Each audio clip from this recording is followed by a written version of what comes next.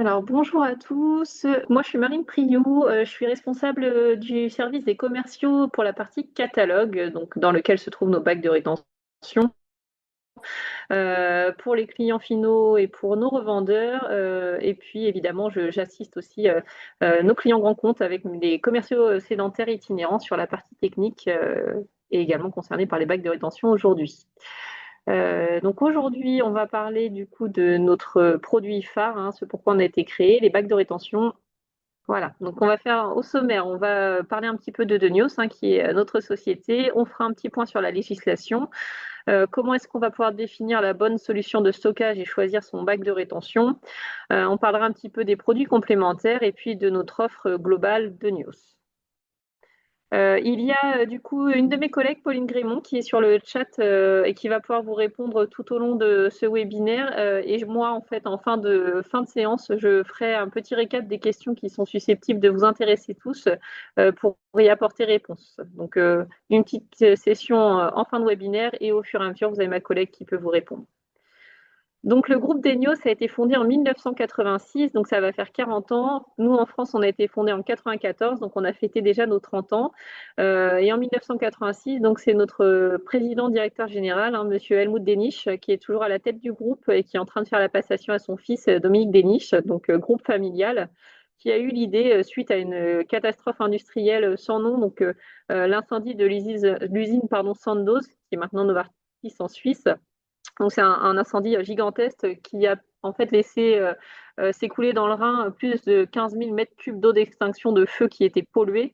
Donc ça a pollué 400 km de faune et de flore. Et on peut d'ailleurs toujours retrouver des stigmates de ces pollutions 40 ans après. Donc il y a eu une grosse prise de conscience et Monsieur Denisch, qui était métallier à l'époque, s'est dit bah tiens, il y a peut-être quelque chose à faire pour préserver notre belle planète. Et donc de là est venue l'idée des bacs de rétention. Donc plus récemment, on a eu aussi l'usine du Lubrizol. Malheureusement, hein, ça ne s'est pas arrêté à cet incendie, mais en tout cas maintenant, on a des solutions à proposer pour éviter des pollutions de cette ampleur. Donc le groupe Denios s'articule autour de 5 valeurs qui sont la transparence, l'innovation, l'expertise, la fiabilité et la stabilité. Alors effectivement, en tant que leader mondial de solutions de stockage sécurisé, on se doit de vous accompagner au mieux, donc en toute transparence par rapport à nos process, la qualité de nos produits, d'être innovant, parce que je vous ai parlé rapidement de Lubrizol, mais ça a généré quand même une mise à niveau du dernier arrêté concernant les stockages de produits inflammables notamment. Donc forcément, quand un nouvel arrêté paraît, eh bien, il faut que les produits suivent, hein. Par exemple, on a développé le Spillguard, le détecteur de fuite qui s'annexe sur cette nouvelle arrêté. On se doit être expert, donc c'est ce pourquoi on forme uniquement des technico-commerciaux et pourquoi on anime ce genre de webinaire, parce qu'on est vraiment là pour vous accompagner. Vous proposer de la fiabilité, bah, que ce soit dans les réponses techniques qu'on vous apporte, mais aussi dans nos produits, hein. Il ne s'agit pas que le bac casse au bout de 3 jours. Vraiment, c'est quelque chose qui nous tient à cœur, la fiabilité de nos produits. Et puis la stabilité, parce que bah, quand vous achetez un bac de rétention ou un conteneur de stockage à plusieurs dizaines de milliers d'euros, eh bien, il s'agit à ce qu'il dure dans le temps, qu'on puisse y faire de la maintenance, changer des pièces. Donc voilà, c'est vraiment les 5 valeurs phares du groupe sur lesquelles on axe notre travail au quotidien.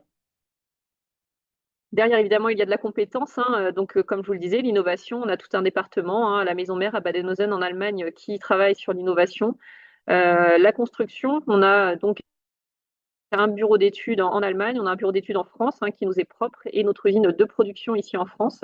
Donc il y a 5 usines dans le groupe Denios, hein, la plus grande étant en Allemagne, la maison mère, et nous sommes la deuxième usine du groupe sur lequel on fabrique les grands conteneurs de stockage. Donc forcément, dans notre production, on est certifié, on a des certifications qualité et tout ce qui vous garantit évidemment d'avoir des produits qui correspondent à vos besoins. On y assure évidemment un service après, donc de la maintenance notamment, puisque comme on est sur de l'équipement normé bien souvent, qui répond à du REI 120 par exemple, il faut valider que ce produit dans le temps soit toujours conforme à ces normes et à ces exigences. Et ensuite, on va pouvoir proposer de la formation. Donc ça, c'est vraiment une branche bien distincte des Denios qui s'appelle les Denios Academy. Et on a Monsieur Sonali qui s'y vient de la France donc pour se rendre en entreprise et vous sensibiliser sur des thèmes comme le stockage de batteries lithium-ion, la gestion de fuite. Et donc, ce sont des ateliers, je vous parlerai un petit peu de ça tout à l'heure, qui vous permettent vraiment d'avoir une solution globale d'accompagnement chez Denios. Le groupe est climatiquement neutre parce que forcément, quand on travaille sur ce créneau, la préservation de l'environnement, il serait quand même malvenu, nous, de ne pas respecter certaines quand même exigences. Donc voilà, on est climatiquement neutre par l'acquisition de forêts, ce genre de choses, des toits végétalisés. Voilà, on essaye d'équilibrer au mieux le bilan carbone. La certification EcoVadis, donc médaille de bronze, voilà, donc évidemment, on se doit de vous rendre les meilleurs services possibles en termes de livraison, de conseils, de services après-vente. Donc, c'est vraiment quelque chose qui est au centre de notre préoccupation. On va attaquer un petit peu le vif du sujet. Donc, nos fameux bacs de rétention. Donc, il y a un principe de base, on va dire, quand vous n'êtes pas un site ICPE, la règle générale qui va vous dire que tout stockage d'un liquide, susceptible de créer une pollution des eaux ou des sols doit être associé à une capacité de rétention, donc au moins égale à 100% du plus grand réservoir ou 50% de la capacité totale des réservoirs. Pas d'inquiétude, je vous ai fait un petit exemple après. Et donc, la capacité de rétention, évidemment, doit être étanche. Donc, il faut qu'il n'y ait pas de point de fuite possible, donc pas de vanne de vidange, ce genre de choses. Pas de bac de rétention en extérieur qui ne serait pas sous abri, parce que si votre bac il est rempli de pluie, forcément, vous n'allez pas pouvoir accueillir la pollution. Donc ça, c'est vraiment les principes de base qui s'appliquent à tout un chacun, puisqu'il y a le pollueur-payeur en France, hein, au-delà, en plus de tous ces arrêtés qui peuvent exister sur la législation du stockage de produits polluants. Mais donc voilà, donc ça c'est la règle générale.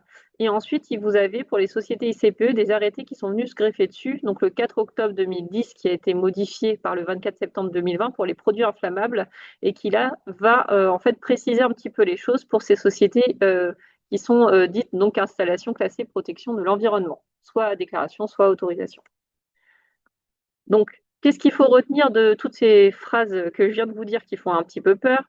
En fait, c'est assez simple. Quand on n'est pas un site ICPE, quand on n'est pas un site ICPE, peu importe la taille de ces contenants, que j'ai un petit bidon de 2 litres ou un fût de 200 litres, peu importe si j'en ai 1, 2, 12, 15, ce qu'on va me dire, c'est qu'il faut que j'ai 50% du volume total stocké ou 100% du plus grand contenant. Donc, et vous avez des petits exemples en dessous. J'ai un fût de 200 litres et un bidon de 5 litres.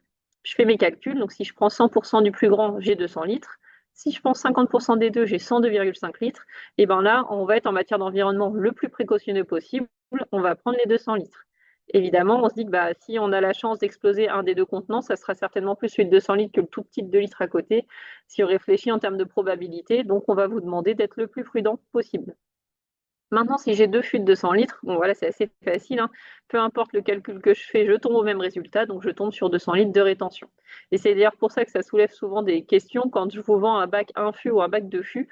Dans tous les cas, j'ai 200 litres de rétention, donc autant prendre le 2 fûts, vous aurez plus de surface de pose, par exemple, si vos produits sont compatibles. Mais voilà, donc ça c'est la grande règle générale qui peut vous aider dans, on va dire, 95% des cas. Maintenant, pour les sites ICPE, donc il faut savoir qu'on a un webinaire dédié pour l'arrêté du 24 septembre 2020, où on rentre vraiment plus dans les détails, mais là voilà une vue un petit peu dégrossie des règles de stockage pour cet arrêté. Donc tout ce qui est produits non inflammables, on va se référer tout d'abord au contenant de base. Donc ça veut dire que soit mon contenant il fait moins de 250 litres, soit il fait plus de 250 litres. Donc si mon contenant il fait moins de 250 litres et que j'ai un volume stocké inférieur à 800 litres, je vais avoir 100% du volume à avoir en rétention. Si mon contenant de base fait toujours moins de 250 litres, mais que j'en ai entre 800 et 1600 litres, en fait, là, j'ai un seuil plancher à 800 litres. Je dois avoir 800 litres de rétention. Et si par contre, mon contenant de base fait 250 litres, mais j'en ai plus de 4000 litres, là, on va tolérer que vous n'ayez que 20% de la capacité totale stockée dans votre bac de rétention. Donc ça, c'est la première des choses. Et ensuite, vous avez un contenant supérieur à 250 litres. Donc souvent, c'est vos fameux IBC, GRV, ou ça dépend comment on les appelle, cuve de 1000 litres. Donc là, peu importe combien vous en avez au total, on revient à la grande règle de base, 50% du volume total stocké ou 100% du plus gros contenant. Donc ça, en général, les ICPE pour du corrosif, un type d'acide ou un type de base, vont se référer à ce genre de tableau. Et ensuite, vous avez les produits inflammables. Donc, c'est là où ça a été modifié par l'arrêté dit Lubrizol du 24 septembre 2020, qui d'ailleurs va rentrer en vigueur pour sa dernière tranche en janvier 2026. Lui, ce qu'il va faire, l'arrêté Lubrizol, c'est qu'il a introduit un peu un nouveau concept là-dedans, c'est le contenant, est-ce qu'il est fusible ou non fusible? Je vous donne un exemple tout simple. Vous allez chez Brico Leclerc ou Intermarché, il ne faut pas faire de pub. Vous achetez une bouteille de White Spirit d'1 litre. Souvent, elle est dans une bouteille en plastique. Donc là, c'est un contenant fusible.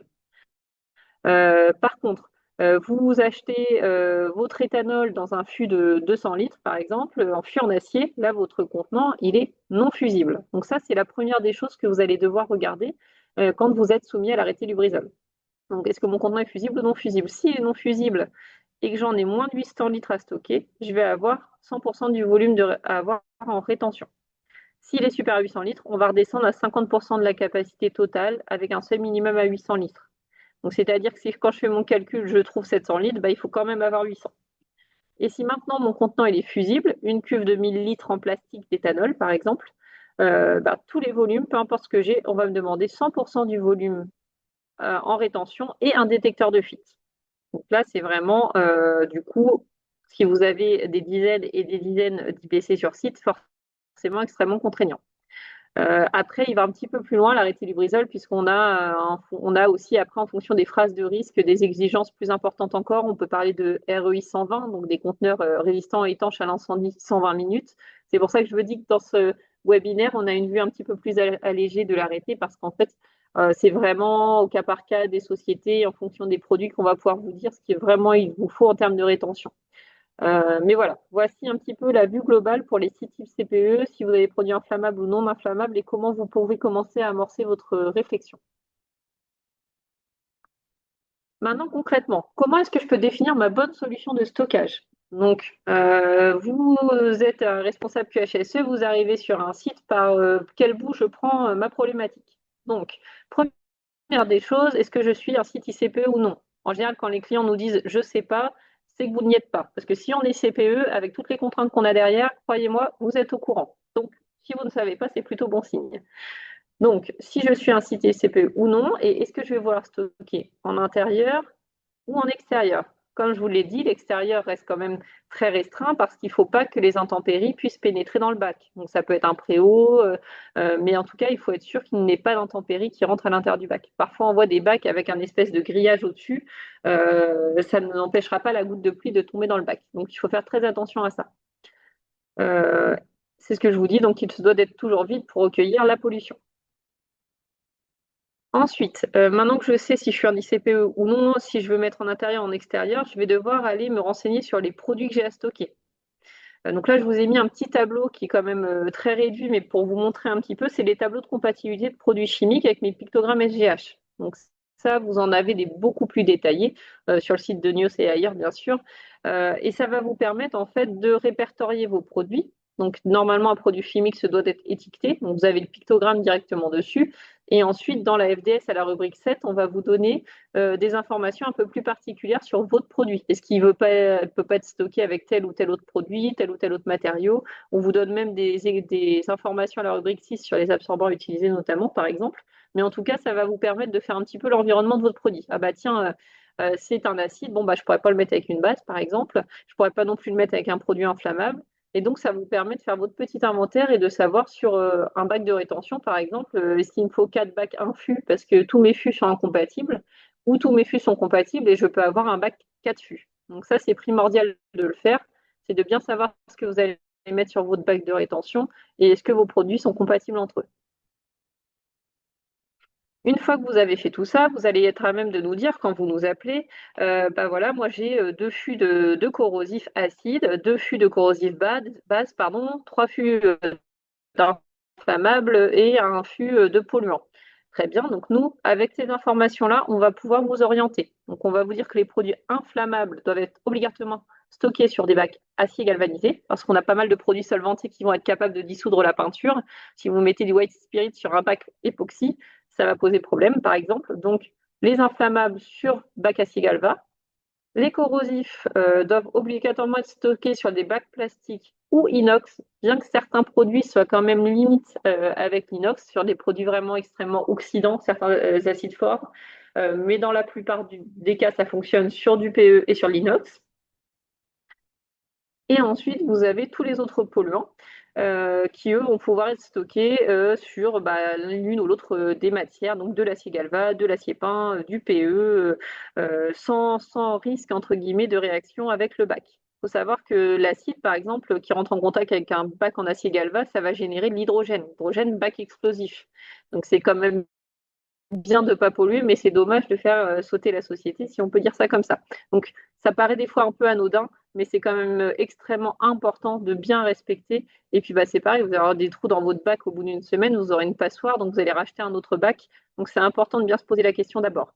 Et quand vous avez des produits qui ont la bonne idée d'être corrosifs et inflammables, parce qu'il y en a, là, vous pouvez vous tourner sur des bacs inox pour en fait avoir ce côté non inflammable hein, de l'inox, contrairement au PE qui fondrait, et puis la partie du coup qui ne sera pas attaquée par le côté corrosif de votre produit. Ensuite, on va se préoccuper forcément de la taille de votre contenant. Est-ce que vous avez un petit bidon, un fût, une cuve? Et en fonction de ça, on va vous proposer les bacs adaptés.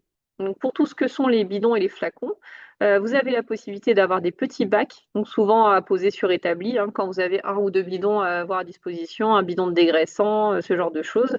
On va pouvoir s'orienter sur des petits bacs de rétention. Mais par contre, quand vous avez, par exemple, 10, 15, 20 bidons entre 5 et 20 litres, les bacs de rétention, vous n'allez pas les mettre à la queue leu dans le couloir ou sur la paillasse. Là, on va avoir des rayonnages. Donc là, c'est ce que vous voyez sur la photo en bas à droite. Vous avez des rayonnages qui vont permettre de stocker du coup un grand nombre de petits produits en utilisant du coup plutôt la hauteur plutôt que l'espace au sol. Donc ça va vous permettre du coup d'avoir tout à proximité et surtout à hauteur d'homme.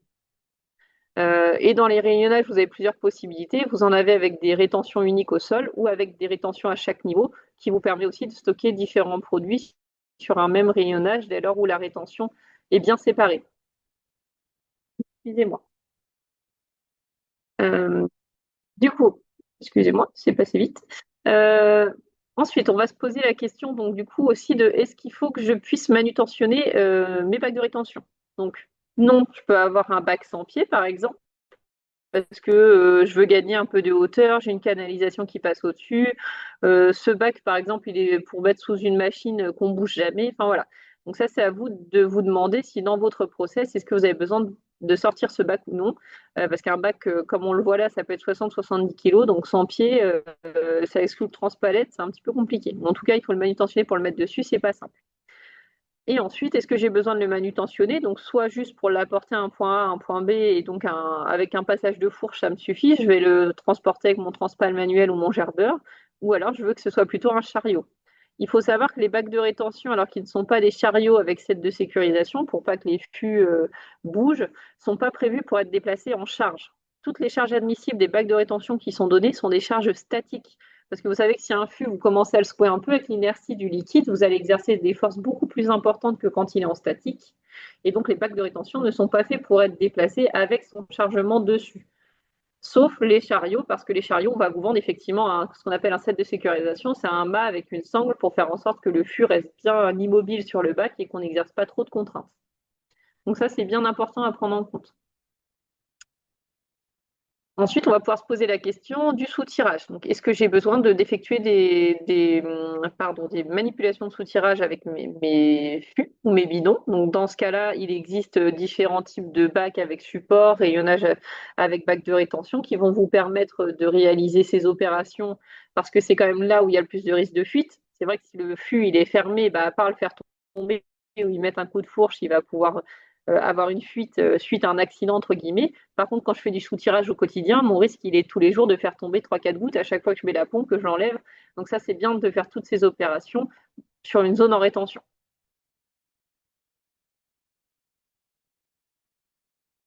Donc les bacs de rétention que je vous ai montrés précédemment, on va pouvoir aller jusque 8 fûts globalement. Une fois qu'on aura dépassé les 8 fûts, du coup, on va avoir des solutions plutôt de rayonnage, donc, qui vont vous permettre, comme pour les rayonnages à bidon, d'utiliser plutôt l'espace vers le haut que l'espace au sol.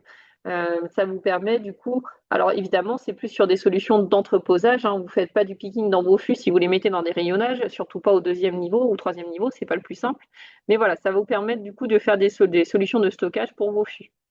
Donc vous avez sur les rayonnages, donc on va dire plutôt pelletier, produits chimiques hein, de grande ampleur. Donc là, vous n'êtes pas pour des bidons.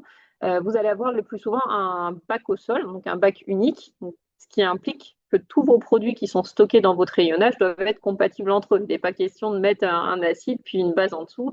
Non, comme on a une rétention unique, on se doit d'avoir des produits compatibles. Donc ce que vous pouvez du coup vous permettre de faire, par contre, c'est d'ajouter les bacs que vous voyez sur la droite, qu'on appelle des bacs à poser sur lisse, hein. Et donc ça vous permet en fait d'avoir une rétention par niveau.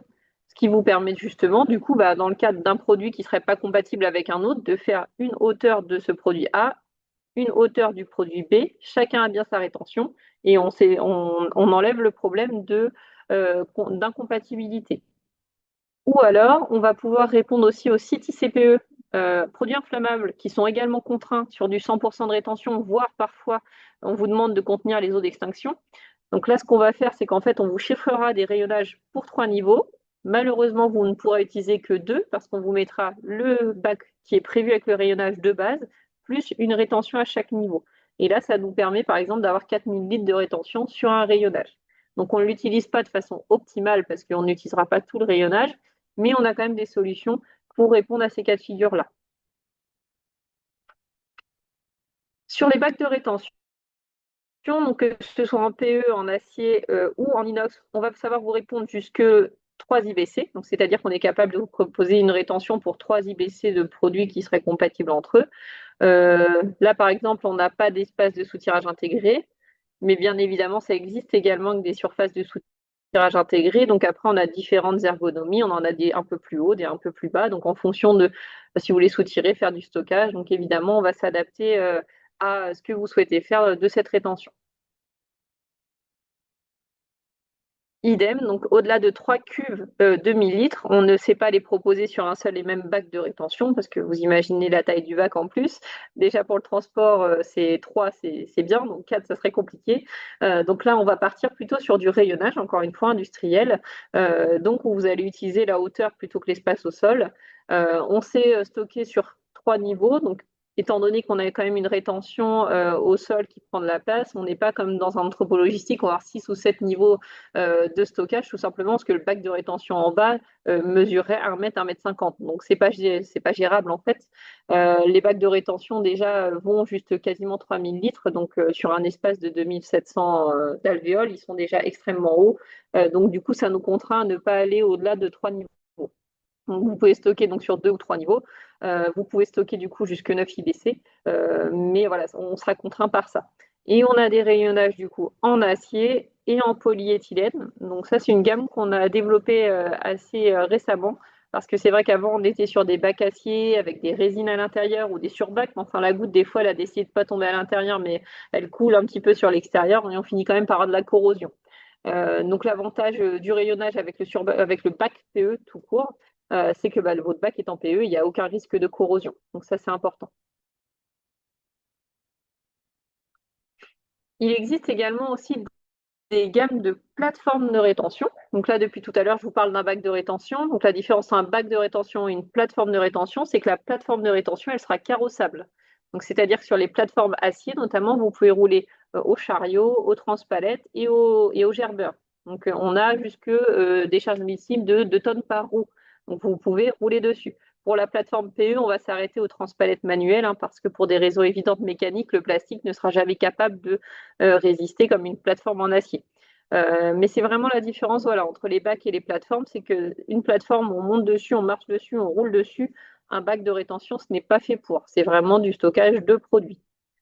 Donc l'avantage des plateformes de rétention, notamment, c'est vous voulez mettre en place une zone de soutirage, vos opérateurs ont par exemple des flacons lubrificateurs, vous avez votre fût d'huile, vous avez une zone de soutirage, vous faites une petit espace en rétention, l'opérateur monte dessus, va chercher sur son fût de quoi soutirer avec sa pompe, par exemple dans son flacon. Et du coup, toute l'opération, qui est finalement la plus critique en termes de fuite, se fait sur rétention. Donc c'est vraiment fait pour ça. Ce sont des zones de travail plus que des zones de stockage. Et vous pouvez couvrir une pièce entière, puisqu'en fait ce sont des dalles que vous allez assembler les unes à côté des autres avec des éléments de liaison et d'étanchéité, ce qui fait que ça peut vous rendre une pièce étanche et sur rétention. Donc si vous n'avez pas la chance d'avoir un bâtiment sur rétention, parce que votre installation est ancienne ou que sais-je, vous pouvez faire des pièces en rétention grâce à ces plateformes. Donc, quand vous avez des projets là-dessus, il faut juste bien penser à la planéité de vos sols, par exemple. Si vous êtes dans une vieille usine et que le sol est tout cassé, en pente, et forcément, ça va être compliqué pour faire l'étanchéité. Mais sinon, c'est vraiment une bonne solution quand vous avez ce genre d'opération un petit peu manuelle à risque de fuite pour pouvoir le faire sur rétention. nos fameux produits complémentaires dont je vous ai parlé de nos sites CPE qui avait une obligation dans le cadre de contenants fusibles d'avoir des détecteurs de fuite. Donc Denios a développé le Spielguard. Donc il y a deux versions maintenant et on a un Spielguard qui est un Spielguard classique. Vous imaginez votre détecteur de fumée qui se met à biper de façon horrible pendant un temps assez long pour vous avertir qu'il y a de la fumée. Le Spielguard il est pareil, sauf que lui c'est quand il y a du liquide. Donc c'est-à-dire sous le Spielguard vous avez une petite pastille qui va détecter l'humidité. Donc vous le positionnez dans le fond de votre bac et dès lors où il y a la moindre goutte qui rentre en contact avec lui, il va se mettre à sonner. Donc le Spielguard est compatible avec énormément de produits et Tatex, donc ça a son avantage. Et vous avez donc son grand frère qui lui va être connecté. Donc c'est-à-dire que vous avez un cloud de Nios qui est fourni et sur lequel du coup vous allez appairer votre Spielguard et vous pourrez en fait avoir via ce cloud la possibilité de faire du report d'informations par mail notamment et d'avoir comme un écran de contrôle avec le nombre de Spielguard que vous avez. Vous pouvez les nommer, dire dans quel bac il se trouve. Donc ça peut être Spielguard 1 dans le bac 32. Vous savez s'il est en ligne, s'il y a une fuite, s'il a de la batterie, l'état de sa batterie. On va donner en fait une durée de vie de 5 ans pour le Spielguard. La batterie ne change pas.